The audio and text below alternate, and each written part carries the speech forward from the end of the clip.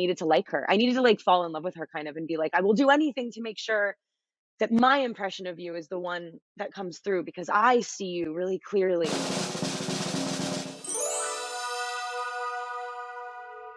There's just something, even when she's being quiet or she's not allowed to sort of be very articulate about whatever's going on with her, there is this really apparent friction happening because she is somebody who really reaches out, but also cannot, like, she touches people, but she is untouchable. Do you know what I mean? She is somebody who is in like always this place that is craving in a metaphorical way. Her mouth is always open. Her eyes are always open. There's always something that's like, please, please. Yeah, even when things are like more tumultuous, she still feels like she leans into and not away from that friction. Diana, they can't change.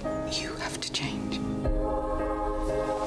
You have to be able to do things you hate. You hate? There has to be two of you. There's the real one and the one they take pictures of.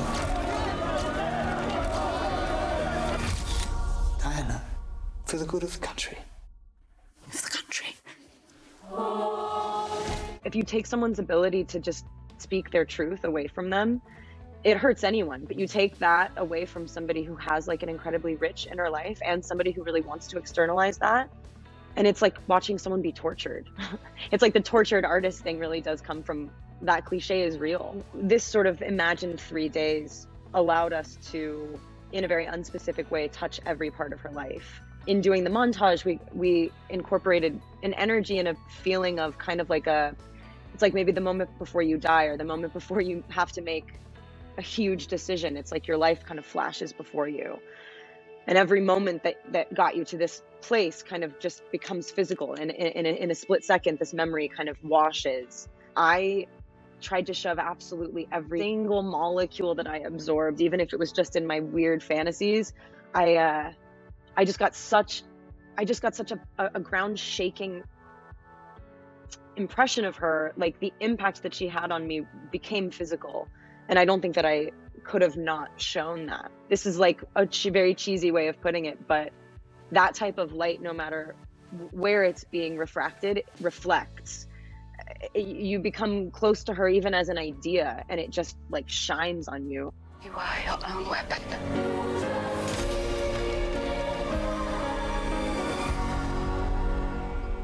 Will they kill me, do you think? It was the sound of his voice over the phone. He was so confident and sure that I should be doing this movie with him, and I was not going to tell him no. But when he presented the idea, I was like, this is I think you're crazy.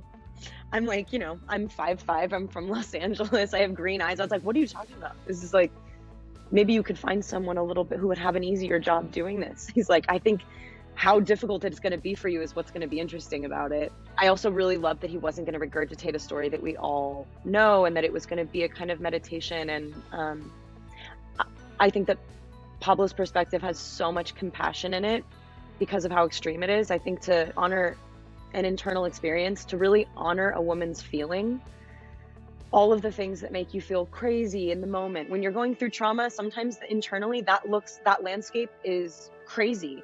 And instead of talking about it, he actually represented those in pictures. You know what I mean? Like, instead of being like, I just feel like ripping off my necklace and eating it. It's like, well, then rip it off and eat it. The script is very precisely written, and you could have directed that scene in a number of ways. He pushed that so far. That day, we just shot and shot and shot, and it could have been like a quick flash, embedding Anne Boleyn in that scene was not in the script. He really leaned into this sort of the nightmare aspect of it, to the point that I was like, now I really know what movie I'm doing, because the surreality of it is not a sort of slight suggestion. It's like, it's all encompassing. They were M&Ms, to be specific. They were literally just like candy coated M&Ms, basically. I knew about this movie for like a year and a half before we actually started touching it. And that is, I gotta tell you, the biggest looming thing I've ever had in my life. I almost resent Pablo for telling me so early before we actually started doing it, because I was like, do you understand I didn't sleep? I didn't need to educate myself, because everyone's perspective is different, and everyone wrote a memoir, and all of them cancel each other out. But all of the research kind of allowed me to become, I don't know, like, to kind of possess it in a way that even as an outsider, everyone feels like they own everyone invested feels like they own their sort of little part of that story. They always, like, everyone has an opinion. I do too. I needed to figure out how to like emotionally protect her. I needed to like her. I needed to like fall in love with her kind of and be like, I will do anything to make sure that my impression of you is the one that comes through, because I see you really clearly. I just see her through my own lenses. We all do. Luckily, I had this really beautifully talented coach, and we worked for 4 months on the accent. And before I actually started living and breathing it, I couldn't picture it. It's like learning how to do a backflip or like learning how to like play an instrument. You can't do it, you don't learn it overnight. So I was, the first time I tried it on, I was like, this is just absurd. And I have like a problem rehearsing too, because I really honor the moment in which things come together, and it's hard to like mess with that until it's like the moment. I think she has such a particular way of communicating. It's not just the accent and the sort of daunting nature of how particular that is, but like the way that she speaks is everything, because she is so muzzled. And so it's never really what she's saying, it's how she's saying it. And she's always communicating in tonal range. She just has a million different voices, and to kind of identify those and place them and find different ways to be every version of her, even though it only took place over 3 days, was I don't know, this like very wild distillation period. And it was definitely me and Pablo and William Conacher, who was our coach. It was like we had it was like we were like we all played her. It was like the three of us kind of, cultivating and shepherding along. At the end of every day, we did this like meditative therapy session in which I like put on an outfit and like wandered around the grounds, or flounced and danced around the grounds, whatever the song sort of brought out of the moment, and whatever the day kind of brought into it was what the scene became, or whatever. And so Pablo was playing a lot of like the Talking Heads, Miles Davis, Sinead O'Connor. My whole playlist was just like ballad, just like Phil Collins on the bathroom floor. Like nowadays, she probably would have called herself basic, but that just means like she's normal. I mean, look, we even have like an actual scene where Diana calls herself out as being like really kind of straight down the line. And yeah, it's a really, she was, not to again just sound like totally cheesy, but it was the first time people ever saw themselves reflected in that family. It was the first time anyone ever felt touched by that family, and it was shocking. I mean, like, Stephen talks about the moment that he saw all of his countrymen just like weeping openly, and he was like, never in my life. It literally, the impact, it's like we talk about it now and we're like kind of used to it as a concept, but like that is crazy if you really think about that. I like nice things that are simple, ordinary, things that are real. I really like things that are quite middle class, unfashionable. I love Les Mis, I love Phantom of the Opera. I love fast food. I feel sorry for pheasants. There's no hope for me. Not with them. They're like otherworldly actors. I think that Sally Hawkins is from a different planet. I get these emails from her that are like written in verse, like little bird talk. Literally, like when we were working together, I was like, it was like she was a figment of my imagination. She was so good. And also within the movie, she does sort of play this like angelic, almost figmenty type character that sort of could be there or not be there.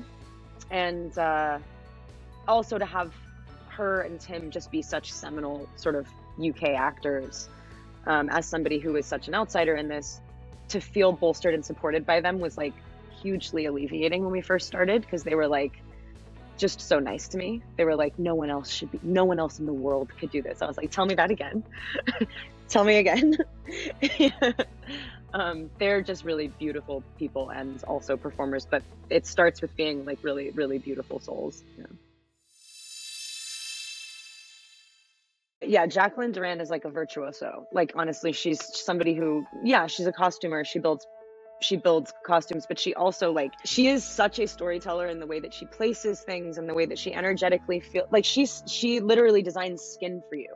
The amount of integrity that those costumes had was mind-blowing, and obviously for this, so completely essential. I mean, Guy Hendricks created an environment that was the stuff of fantasy and nightmare.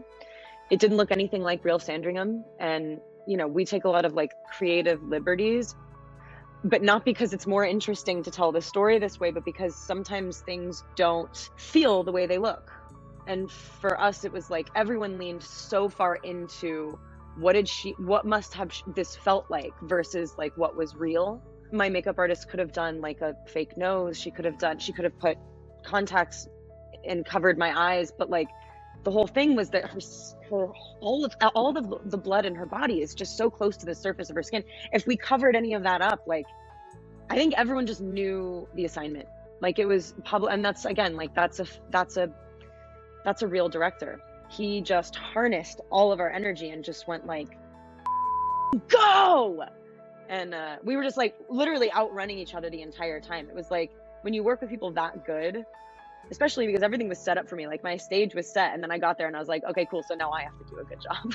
I mean, I guess maybe the first one that comes to mind, and not just because I'm like, well, I just think Alana in Licorice Pizza is mind-blowing. She's never been in a movie before, and she is doing so much with, I mean, she's just very, very beautiful in the movie, and what she's doing is not easy.